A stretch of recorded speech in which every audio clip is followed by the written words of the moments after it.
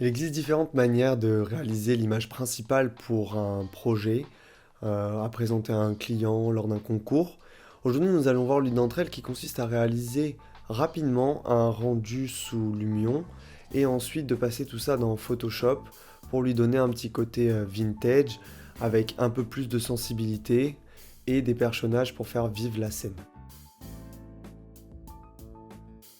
Bonjour, bienvenue sur cette chaîne, je suis Delio. Sur cette chaîne, nous explorerons l'univers de la représentation graphique de différents projets de paysages et d'architecture. Tu trouveras des conseils, des tutoriels, des vidéos qui te permettront d'évoluer dans ta pratique de visualisation et ton identité graphique. Donc si tu es curieux de mieux comprendre et mieux visualiser la conception de tes projets, je t'invite à t'abonner pour soutenir la chaîne et pour être tenu informé des différentes vidéos qui verront le jour. Ok, donc nous voici dans Lumion. Donc là, le projet avec, hop, je vais baisser un petit peu la qualité vidéo, histoire d'avoir une bonne prise en main dans le logiciel. Donc là, on est sur une maison à caractère un petit peu arabo-hispano-mauresque. Donc avec des plantes méditerranéennes, des plantes de climat sec. Donc là, je rentre dans le rendu.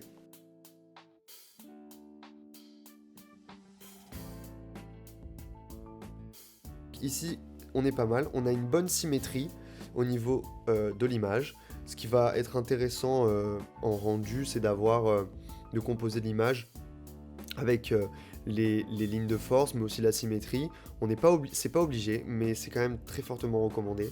Enfin, moi, en tout cas, je vous le recommande. Donc ici, on est sur une symétrie basique, avec donc un premier plan, un second plan, et puis un arrière-plan. Donc, je viens faire mes réglages d'ombre, de lumière ainsi que de colorimétrie. Quand je clique dans l'image, vous voyez qu'on est sur un rendu en temps réel, c'est intéressant dans Lumion, et puis ça nous permet de faire des rendus assez rapides, de bonne qualité, et puis de pouvoir après les passer dans Photoshop pour leur donner un peu plus de sensibilité, de poésie, etc. Donc là on est encore une fois sur un rendu à petite échelle, mais tous ces conseils-là, on peut les appliquer sur des rendus à bien plus grande échelle. Ça sera différent sur des rendus d'intérieur, on pourra voir ça peut-être dans une autre vidéo. Donc là, je fais mes réglages de colorimétrie. Je désature légèrement la scène et je viens mettre un peu moins de brillance.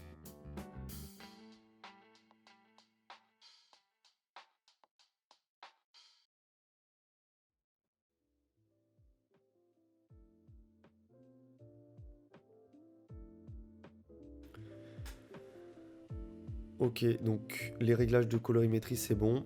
On va aller mettre nos lumières du ciel, on va les mettre en haute qualité pour le rendu final. Je touche pas au réglage. Hop, on va aller mettre nos réflexions. Donc les réflexions, c'est important lors d'un rendu, c'est très important. Donc là, je rentre dans mon calque réflexion et je vais les ajouter sur toutes les surfaces. En l'occurrence, ici, on est sur des surfaces quand même assez claires. Donc ça va être important de mettre la réflexion pour que les ombres, les lumières et donc les vitrages, par exemple, comme on a en face, mais aussi la piscine, puissent réfléchir tout simplement de façon naturelle l'environnement. Donc les lumières, comme j'ai dit, le contraste, les ombres, etc. Donc là, je viens mettre tout ça uniquement sur mes surfaces intérieures. Donc ma piscine vient refléter mon bac en arrière-plan et mes vitres viennent refléter tout simplement les murs et les ombres.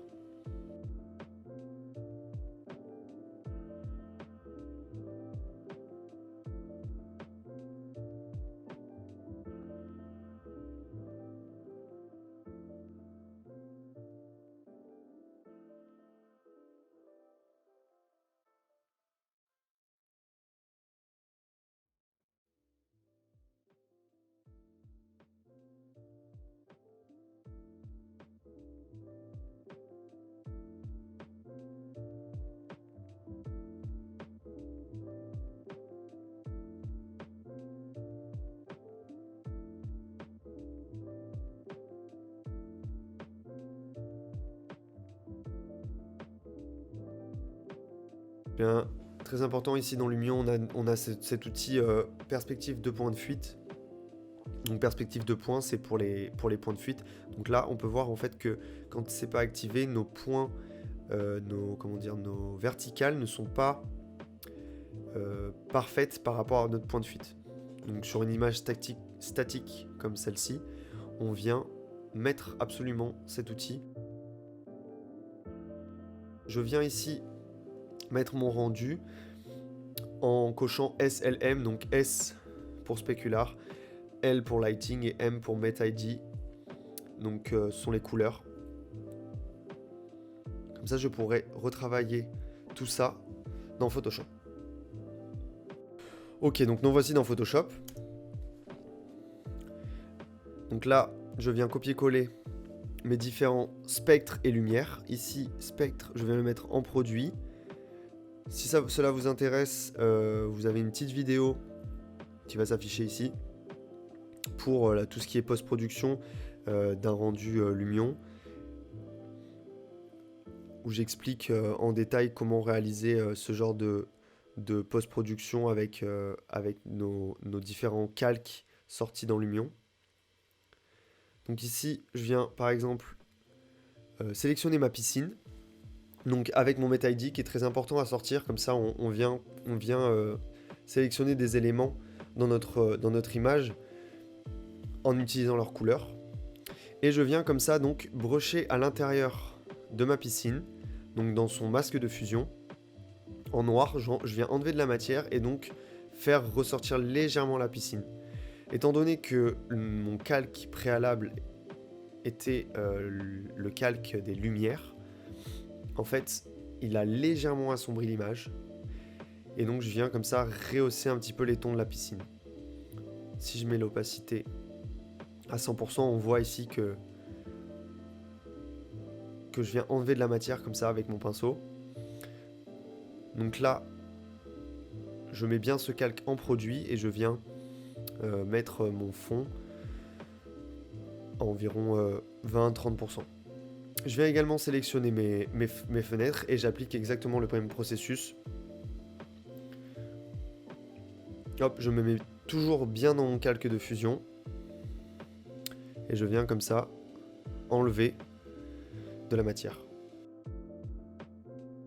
Je viens travailler mes éléments du troisième plan pour éveiller un côté lumineux au niveau du troisième plan et attirer notre œil à nous diriger vers des éléments du troisième plan comme les cactus et le bac qui se trouve derrière la piscine.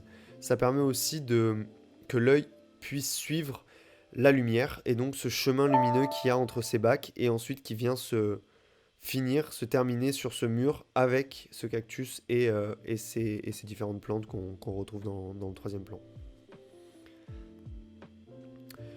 Ici, on a deux erreurs du rendu, dans le calcul du rendu, au niveau des plantes. Je regarde s'il n'y en a pas ailleurs, donc on le verra tout à l'heure. On les enlèvera avec l'outil tampon. Donc ce que je vais faire, c'est que je vais venir, comme je l'ai dit tout à l'heure, saisir mon ciel avec l'outil baguette magique, donc W. Je vais généraliser tout ça, et avec l'outil lasso, je vais enlever les matières qui me prend en plus.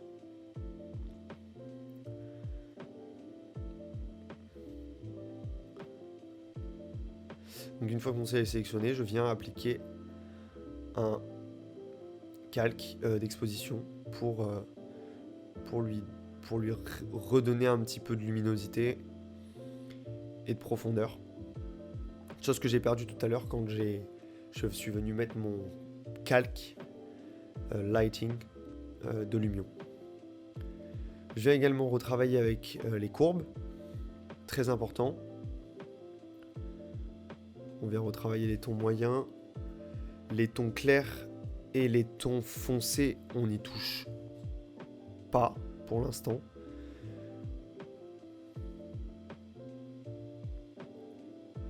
Donc vous pouvez, comme ça, passer d'un calque à l'autre pour retravailler les réglages au fur et à mesure.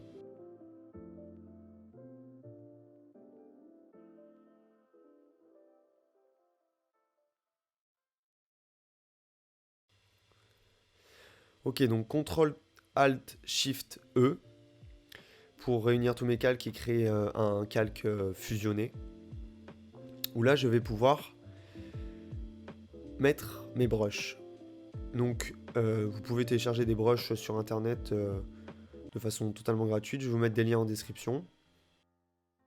J'ai voulu mettre des brushes pour donner un petit côté un peu sensible et plus parlant à l'image et lui donner un côté un peu vintage qu'on verra ensuite à la fin.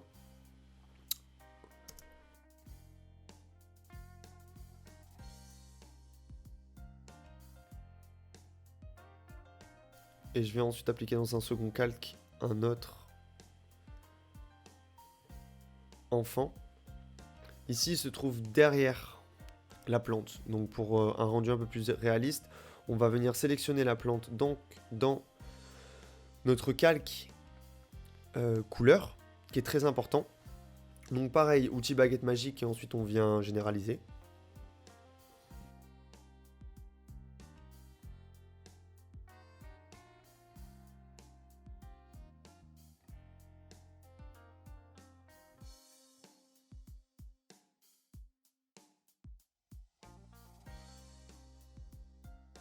Dans mon calque de l'enfant, je viens comme ça enlever de la matière avec le masque de fusion et le pinceau.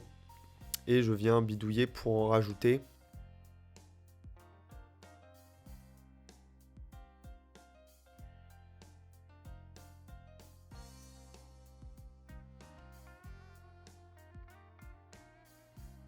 Donc on va mettre un troisième personnage pour donner un petit mouvement à la scène. Donc comme si la personne rentrait chez elle. Donc on distingue la porte sur la gauche. Donc dans un autre nouveau calque, je viens mettre ma personne. Encore une fois, elle va passer en arrière-plan. Et donc ici, on va exactement utiliser le même outil que tout à l'heure.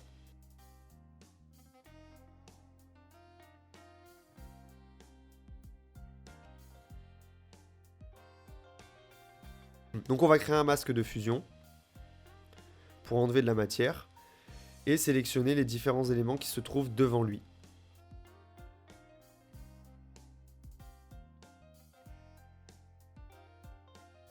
Je peux m'aider du lasso.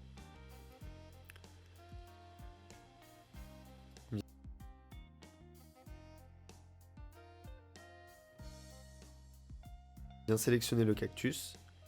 Et ensuite, dans l'image, dans le calque, dans le masque de fusion du brush, on vient comme ça enlever de la matière.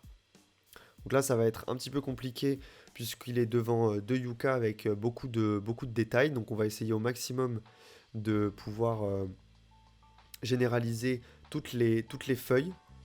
Et puis, on répète le même processus que tout à l'heure.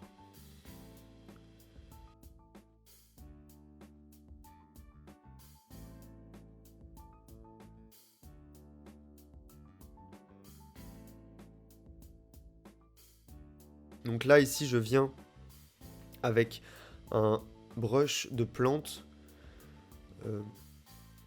rajouter et enlever de la matière sur mon calque pour donner un aspect plus naturel au détourage.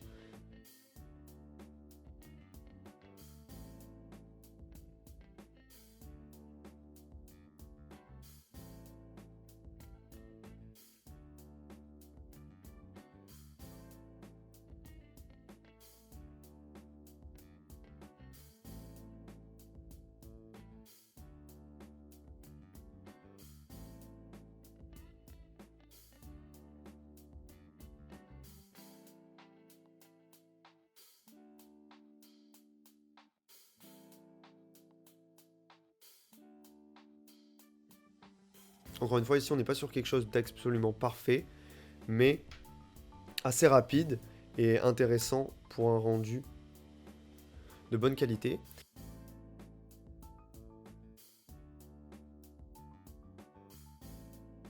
Je viens recouper légèrement mon image pour avoir une symétrie parfaite, étant donné qu'on est sur deux façades similaires.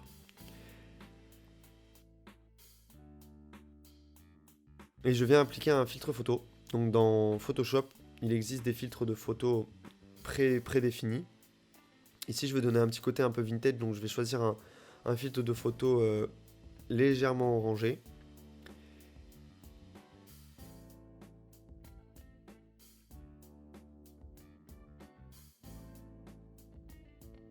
Et j'applique différents réglages comme la luminosité, les courbes, les contrastes, etc. Les niveaux.